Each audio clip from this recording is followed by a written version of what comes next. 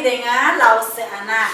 Hari ini Lause mau mengajak adik-adik memuji Tuhan dan mendengarkan firman Tuhan. Tapi sebelum kita mendengarkan firman Tuhan, kita mau memuji Tuhan terlebih dahulu ya. Nah, sebelumnya kita mau berdoa dulu. Adik-adik bisa ikut Lause berdoa. Mari kita berdoa. Terima kasih Bapa, Engkau masih memberikan kesempatan kepada kami untuk memuji Engkau dan mendengarkan firman Tuhan. Kiranya Engkau menolong setiap kami, guru-guru yang mengajar dan Lause-Lause juga anak-anak yang berada di rumah. Engkau menjaga, menolong supaya kami diberikan kesehatan. Ampuni dosa yang kami lakukan, baik dengan pikiran, perkataan, dan perbuatan. Hanya di dalam nama Tuhan Yesus kami sudah berdoa. Amin. Nah adik-adik, kita mau memuji Tuhan yang ada di KPPK ya. Nah kita memuji Tuhan, lagu yang pertama judulnya Memperkenankan Hati Tuhan.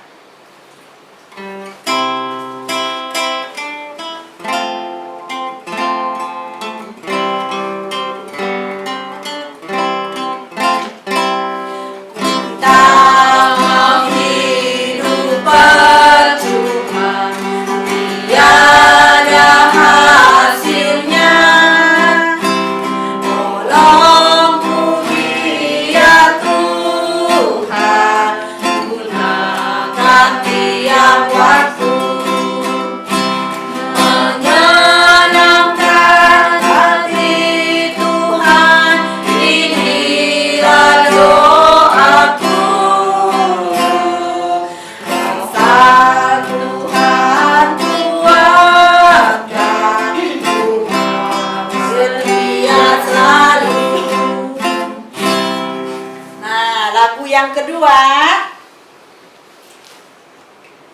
nomor 240, Percaya dan Patuh.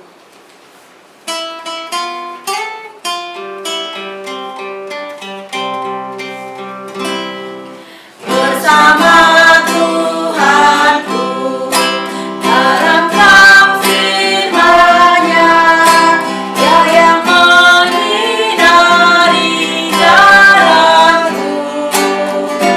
Turut perintah-Nya, Dia tinggal dalamku, beserta umat-Nya yang patuh. Percayalah dan patuh padanya, pasti kau dikasihinya. Hanya percayalah, hilang awan gelap, siapa yang mau saat engkau menjatuhkanku. Hilanglah bimbangku, lenyap air mataku, percaya dan patuh padanya. Percayalah dan patuh padanya, pasti kau dikasihinya. Hanya percayalah, tiada beban berat, tiada kesusahan, penderitaan yang peduli. Hilanglah sedihku, lenyaplah hinaku, karena anugerah-Nya yang salah. Percayalah dan patuh padanya, pasti kau dikasihinya. Hanya percayalah. Nah anak-anak, kita sudah memuji Tuhan. Selanjutnya kita mau mendengarkan firman Tuhan. Halo anak-anak, kita mau mendengarkan firman Tuhan. Tapi sebelumnya Mari kita berdoa ya. Lipat tangannya, tutup matanya, kita berdoa. Allah Bapa pencipta langit dan bumi dan segala isinya. Mengucap syukur untuk hari ini ya Bapa, kami masih bisa diberi kesempatan untuk mendengarkan firman-Mu. Tolong kami supaya kami lebih lagi mencintai firman-Mu dan juga bisa mengerti firman-Mu dan bertumbuh di dalam iman dan pengetahuan kami akan Tuhan kami Yesus Kristus. Ampunilah segala dosa dan kesalahan kami, hanya di dalam nama Tuhan Yesus kami telah berdoa. Amin. Hari ini kita akan belajar dari kitab Wahyu. Kalian tahu kitab Wahyu dong? Nah, kitab Wahyu adalah terdapat di kitab paling terakhir ya. Nah, kita buka Wahyu pasal yang ketiga. Wahyu pasal ketiga ya. Sudah ketemu? Sudah ketemu? Nah, minggu lalu ya, kita telah belajar tentang apa? Gereja-gereja di kitab Wahyu ini. Ada 7 gereja. Yang minggu lalu kita belajar adalah pertama Efesus, kedua apa? Smyrna, Pergamus, Sardis, dan hari ini kita akan belajar tentang Philadelphia. Nah, kalian lihat gak di Philadelphia itu di Wahyu pasal 3 ayatnya yang ke-7 sampai yang ke-13. Kita baca bersama-sama ya. Ayat ke-7. Dan tuliskanlah pada malaikat jemaat di Philadelphia. Inilah firman dari yang kudus, yang benar, yang memegang kunci Daud. Apabila ia membuka, tidak ada yang dapat menutup. Apabila ia menutup, tidak ada yang dapat membuka. Di sini di ayat 7. Kita bahas satu persatu aja ya, sampai ayat ke-13. Di sini belajar tentang surat ini dikirimkan kepada Philadelphia. Tuhan Allah bilang apa sih sama gereja ini? Gereja ini seperti apa sih? Ya kan? Jadi kita lihat di sini. Dibilang harus tuliskan kepada malaikat jemaat. Tahu dong, itu siapa? Malaikat jemaat itu maksudnya apa? Gembala sidang di suatu gereja yang memimpin gereja tersebut ya. Udah tahu dong. Terus inilah firman yang kudus. Firman yang kudus. Firman selalu kita tahu kudus. Tapi di sini lebih kepada sifat-sifat Tuhan Yesus. Maksudnya apa? Di sini yang kudus, yang benar. Di sini ada atribut atau sifat-sifat Tuhan Yesus. Ada 2 ya, yang kudus dan yang benar. Kudus, tahu dong kudus, suci, holy, kalau bahasa Inggrisnya holy. Artinya tidak berdosa, tidak ada salah, ya, tidak ada kesalahan. Terus yang benar, Allah tidak pernah berbohong dan juga tidak pernah tidak tepat janji. Di sini artinya apa? Tuhan selalu benar. Tuhan selalu memegang janjinya. Tuhan juga adalah Tuhan yang 100% Allah, 100% manusia. Dia yang memegang kunci Daud. Nah, ada tambahan lagi. Dia yang memegang kunci Daud. Jadi artinya di sini apa sih? Jadi Tuhan dengan kata lain bilang, Tuhan Yesus misalnya sudah berjanji sesuatu kepada gereja ini, pasti akan ditepati, akan digenapi. Nggak ada yang meleset, ya kan? Kalau kita janji sama orang, kita bisa ingkar, ya kan? Kita bisa, oh iya lupa. Nah, itu manusia. Tapi kalau Allah sudah berjanji di dalam firman-Nya, artinya di sini Dia benar-benar, Dia akan tepat dan Dia tidak pernah salah ya. Oke, mengerti sampai di sini? Memegang kunci Daud. Di sini memegang kunci Daud adalah, kamu tahu dong Daud siapa? Tahu gak? Daud itu adalah siapa? Raja orang Israel kan? Allah sayang banget sama Daud karena dibilang dia apa? Biji mata Tuhan. Dia orang yang berkenan oleh Allah. Dia orang yang berkenan. Jadi keturunannya Daud akan melahirkan Tuhan Yesus. Makanya Daud itulah adalah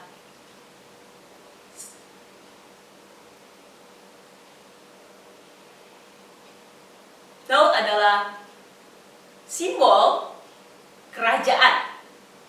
Ya, kerajaan Allah.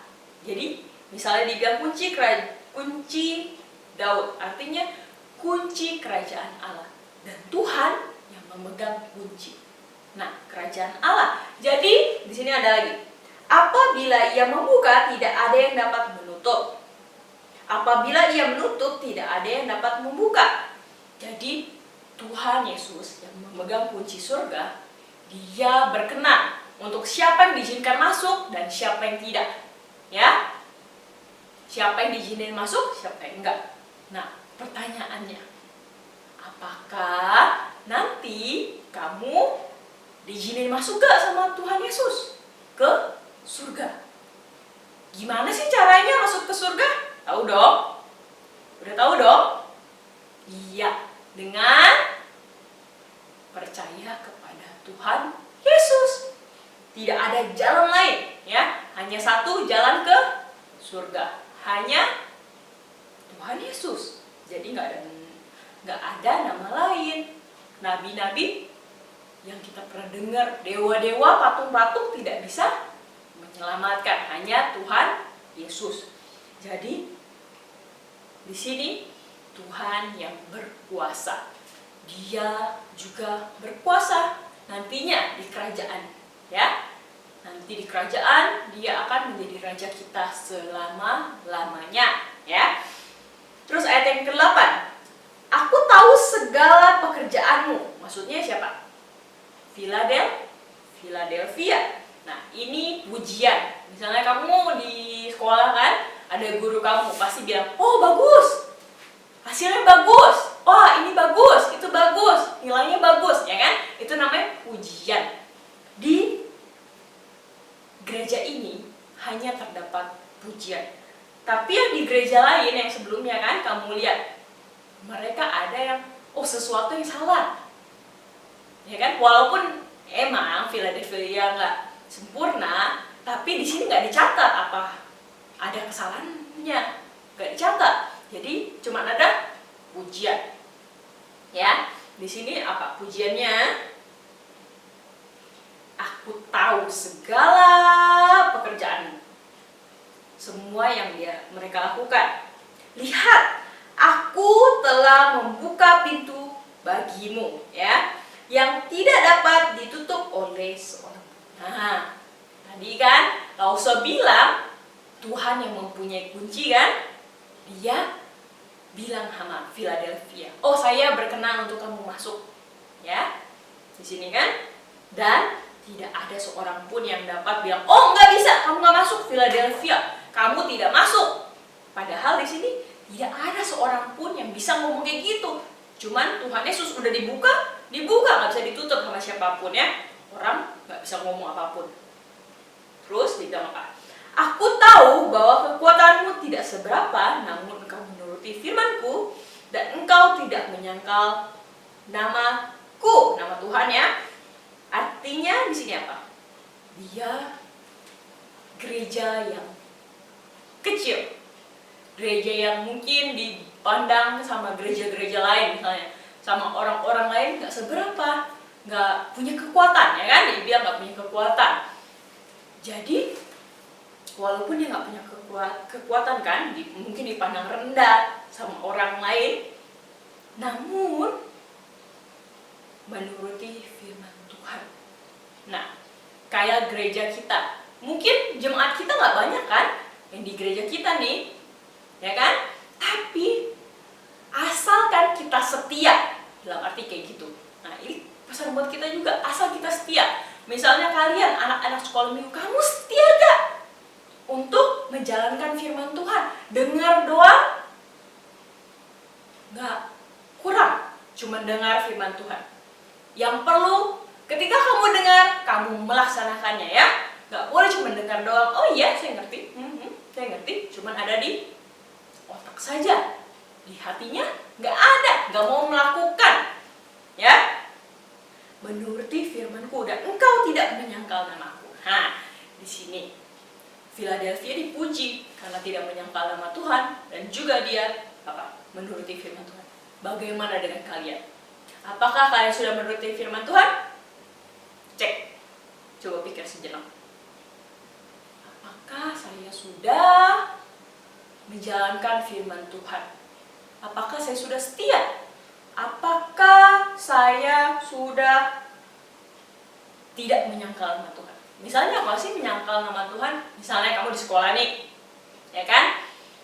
Orang-orang misalnya kita lagi istirahat makan. Orang lain kan ada yang beragama beda, ya. Kadang-kadang kamu malu, kamu mau berdoa. Kita kan doanya di tangan tutup mata kan? Apakah kamu malu pas lagi istirahat, pas kamu lagi mau makan, kamu berdoa dengan cara kita? Apakah kamu malu? Kalau kamu masih malu, berarti kamu tidak menyangkal. Kamu masih menyangkal. Maaf. Kamu masih menyangkal nama Tuhan. Dan kamu tidak mau mengakui kamu anak-anak Allah, anak-anak Tuhan. Kamu malu. Misalnya, ditanya sama teman kamu. Hari Minggu kita main layang-layang yuk. Misalnya, main PS, main internet. Misalnya gitu kan. Kamu berani gak ngomong? Oh, saya mau pergi ke gereja. Hari Minggu saya harus pergi ke gereja. Gak boleh main-main dulu. Kenapa? Karena dari Senin sampai hari Sabtu saya sudah belajar, saya sudah main. Hari Minggu kata firman Tuhan, saya harus turutin, harus pergi ke gereja. Apakah kamu pergi ke gereja tiap hari Minggu? Ya, itu namanya tidak menyangkal nama Tuhan.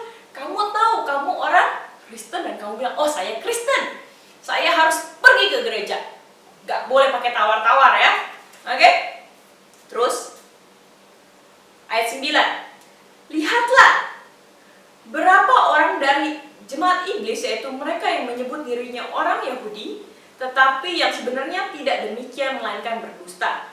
Akan kuserahkan kepadamu. Sesungguhnya aku akan menyuruh mereka datang dan tersungkur di depan kakimu dan mengaku bahwa aku mengasihi engkau. Ayat 10.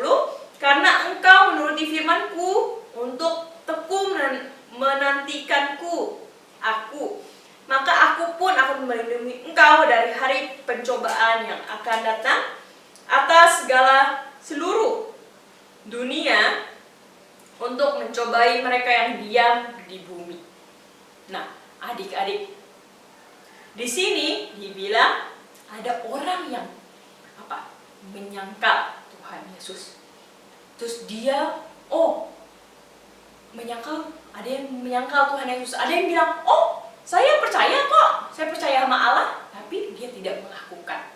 Ya, jangan cuman ngomong doang, saya percaya sama Tuhan, tapi saya tidak melakukannya ya.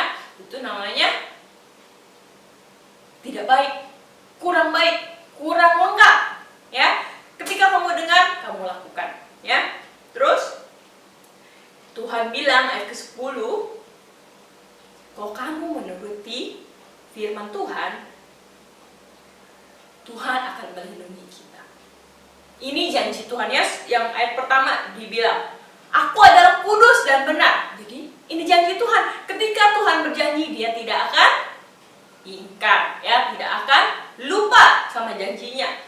Jadi di sini dibilang, aku akan melindungi engkau dari hari pencobaan. Hari-hari ini banyak yang jahat, banyak yang berdosa, banyak yang nggak bagus ya kan di dunia ini kan. Ada pencobaan-pencobaan yang akan datang lebih parah daripada corona, ya. Tapi Tuhan berjanji di sini Tuhan akan melindungi kita. Kita anak-anak Allah bukan? Nah, kalau kita anak-anak Allah, kita harus percaya. Ini juga firman buat kita. Dibilang kita akan dilindungi oleh Tuhan, ya. Terus aku datang segera. Nah, anak-anak, Tuhan bilang Tuhan akan datang segera. Kita nggak tahu kapan benar-benar Tuhan Yesus akan datang. Mungkin besok, mungkin minggu depan, mungkin lusa, mungkin tahun depan, 20 tahun lagi, kita juga nggak tahu. Tapi Tuhan akan datang segera. Tiba-tiba, nggak ada yang tahu ya. Tuhan datang tiba-tiba. Jadi nggak ada yang tahu.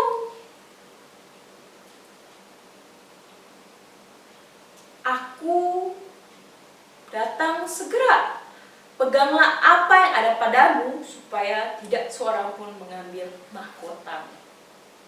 Nah, di sini dibilang pegang apa yang ada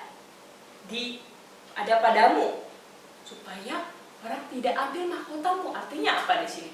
Ayatnya yang ke-11. Artinya kamu harus berpegang teguh pada pendirianmu tentang apa? Alkitab, tentang keyakinan kamu kepada Tuhan Yesus. Jangan goyah. Kalau kamu tahu hari Minggu harus pergi ke gereja, itu benar, kamu harus tetap lakukan sampai akhir nantinya, sampai Tuhan Yesus datang. Nggak boleh kamu, ayolah hari Minggu ini nggak usah lah, hari ini nggak usah lah. Nah, kamu banyak alasan. Kecuali kamu sakit, ya Tuhan tahu.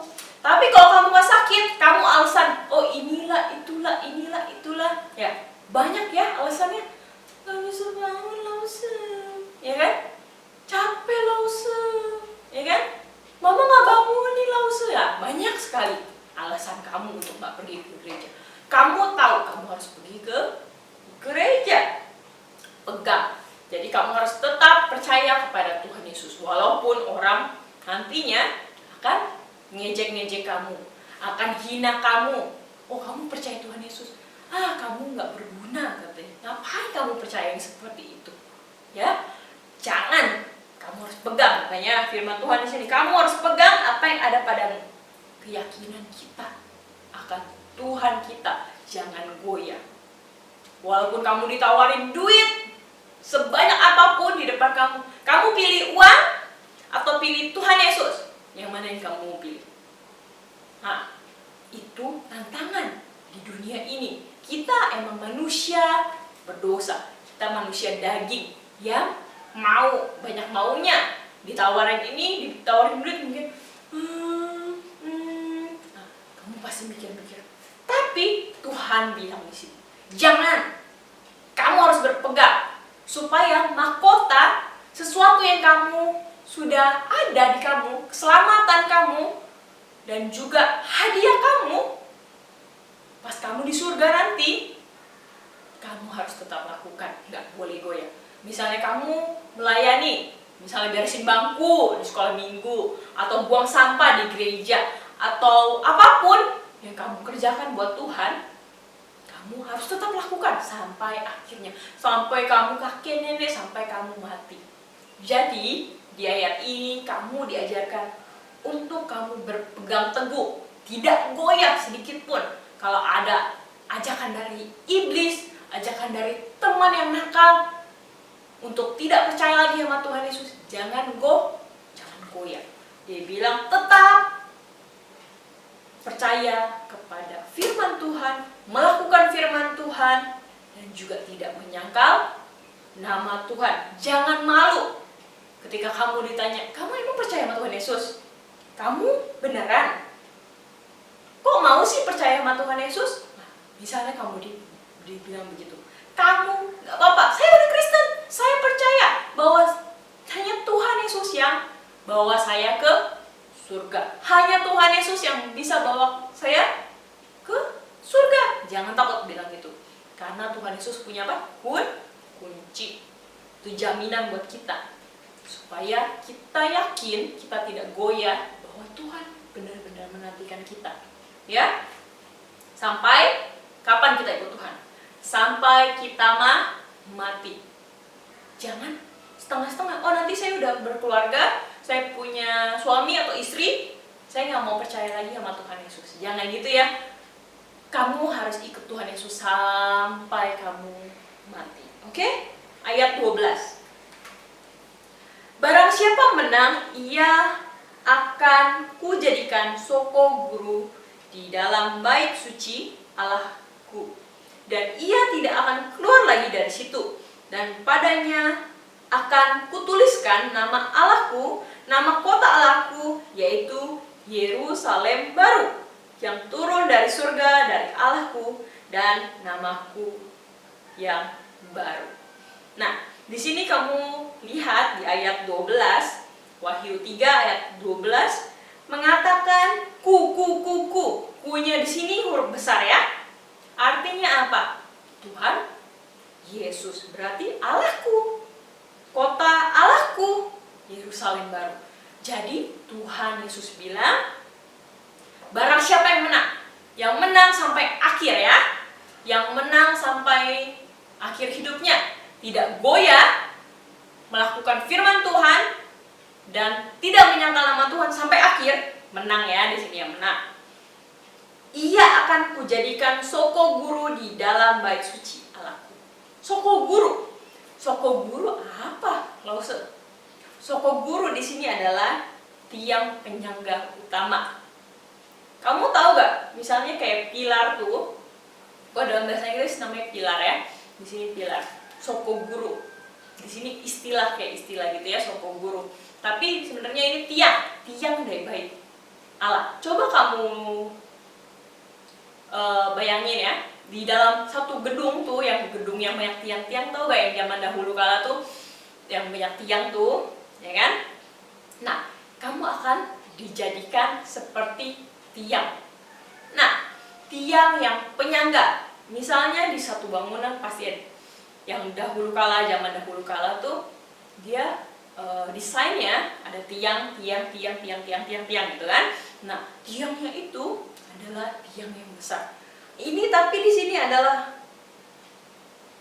tiang penyangga yang utama. Kenapa sih diibaratin sama tiang? Di sini, kalau kamu menang, kamu seperti tiang. Maksudnya apa? Maksudnya adalah karena kamu berpegang teguh. Kamu teguh, tahu kan? Artinya di sini berpegang teguh. Artinya misalnya kamu di sini, ya kan? Kamu berdiri di sini dan kamu tidak goyah. Tidak goyah sama sekali. Dan kamu tidak bisa diselewengkan. Maksudnya, misalnya kamu dibilang, ayo kita ke kiri. Nah, itu namanya bergerak. Artinya kamu tidak teguh. Kalau teguh tuh kamu tetap tidak berubah. Ya, kalau kamu sudah percaya sama Tuhan Yesus, artinya kamu tidak berubah. Kamu tetap percaya sama Tuhan Yesus. Nggak bisa, oh saya percaya sama Tuhan Yesus, tapi teman bilang, samping. Terus kamu dengar kata teman yang satu lagi, muter lagi.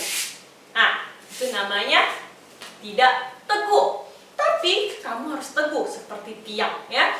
Kamu kalau menang, kamu akan seperti tiang yang ada di bait Allah. Artinya kamu adalah orang-orang yang penting bagi Tuhan.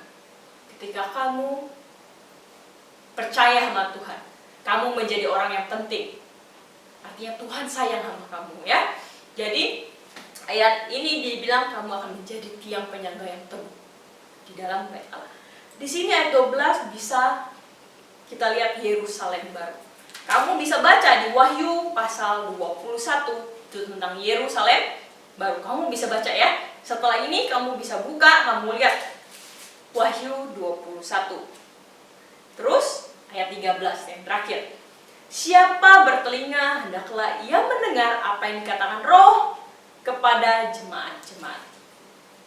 Kalau kamu punya telinga, jangan cuma di jadikan pajangan. Ketika kamu mendengar firman Tuhan, kamu jangan cuma dengar saja, habis itu masuk kuping kanan, keluar kuping kiri. Itu nggak bagus. Yang benar adalah masuk kuping kanan, masuk kuping kiri, dan masuk ke dalam hati kamu. Dan juga ke dalam pikiran kamu. Setiap hari demi setiap hari. Hari demi hari. Kamu harus mendengar firman Tuhan, merasakan firman Tuhan, simpan dalam hati kamu dan juga di dalam pikiran kamu.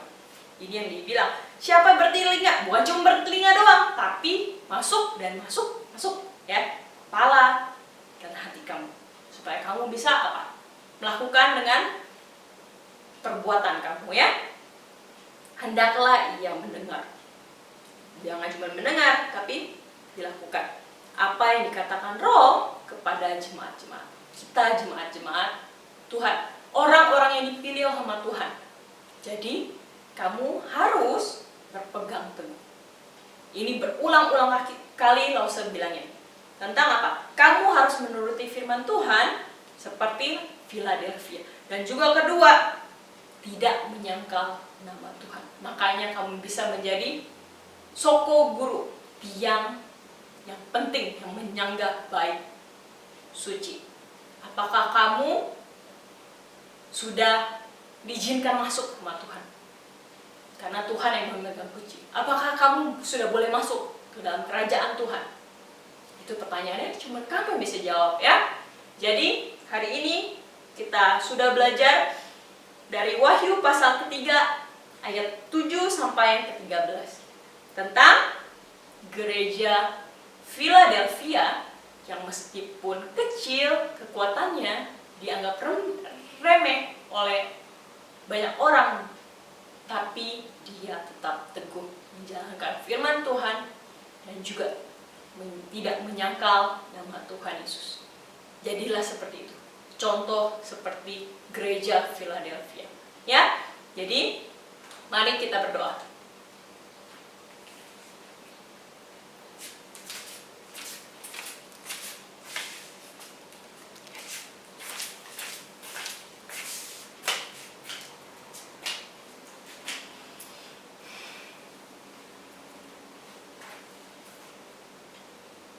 Allah Bapa kami yang berada di kerajaan surga, mengucap syukur untuk hari ini.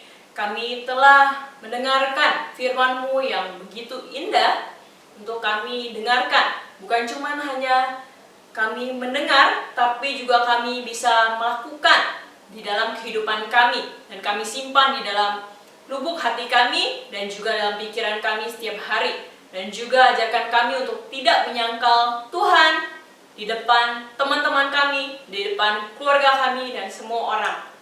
Ajarkan kami untuk tetap setia, tidak goyah, dan juga mendapatkan mahkota yang dalam arti adalah kami menang sampai akhirnya. Ajarkan kami untuk setia dalam perkara yang kecil dan juga kami bisa melayani Engkau dari hal-hal kecil dan hal-hal yang besar. Dalam ampunilah segala dosa dan kesalahan kami, hanya di dalam nama Tuhan Yesus kami telah berdoa. Amin. Dadah.